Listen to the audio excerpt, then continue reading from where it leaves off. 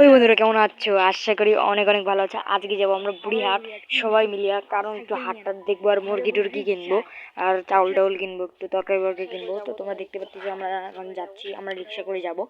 তো তোমরা দেখতে পাচ্ছ আমরা এখন যাচ্ছি। তো যাইতে যেতে যে সুন্দর আমি পরিবেশ দেখছি রে ভাইও, তোমরা দেখলে তোমরাও পাগল আসবে। আর এটা গ্রামের পরিবেশ, এখানে সুন্দর পরিবেশ। এটা গ্রাম অঞ্চল, এখানে সুন্দর পরিবেশ থাকবে, এটাই স্বাভাবিক। তোমরা দেখতে পাচ্ছ কি সুন্দর কি সুন্দর পরিবেশ পুরে আল্লাহ, তোমরা দেখতে পাচ্ছ। আমরা পরে বুড়িহাট চলে আসছি, তোমরা দেখতে পাচ্ছ একদম ভিড়। রোদের জন্য সেদিন ভিড় ছিল না, যেদিন আরেকটা ভিডিও ছিল আমাদের, ওটা ভিডিও তোমরা দেখবা, ওটা তো মজা আছে।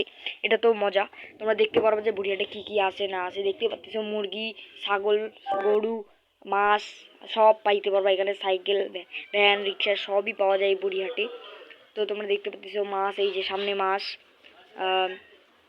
মাছ, তারপর অনেক কিছুই আছে, অনেক কিছু দেখায়নি। এবার ঝালমুড়ি টালমুড়ি সবই পাবা, চানাচুর ঝালমুড়ি সবই পাবা তোমরা। খাওয়া দাওয়া জিনিস, মজার জিনিস এখানে সবই পাবা তোমরা। দেখতে পাচ্ছ গাছ গাছালি এখানে।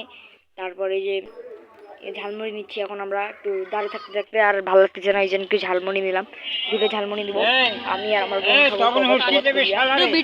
তোমরা দেখতে পাচ্ছি দাঁড়া বলতেছি তাড়াতাড়ি বানাও তাড়াতাড়ি বানাও, মানে ওখানে স্কুলে পড়তাম তো ওই জন্যে চিনি আমি ওনা, তাই একটু দাদা দাদা করে ডাকি। তো তোমরা দেখতে পাচ্ছ ঝালমুড়িটা নিয়ে নিচ্ছি, এখন কপাত কপাত করে খাবো। তোমরা সরি খাওয়াটা দেখে আস্তে আস্তে দেখো কত দেরি হয়ে গেছে। আজকের মতো ব্লগটা এখানে। আসসালামু আলাইকুম গাইস।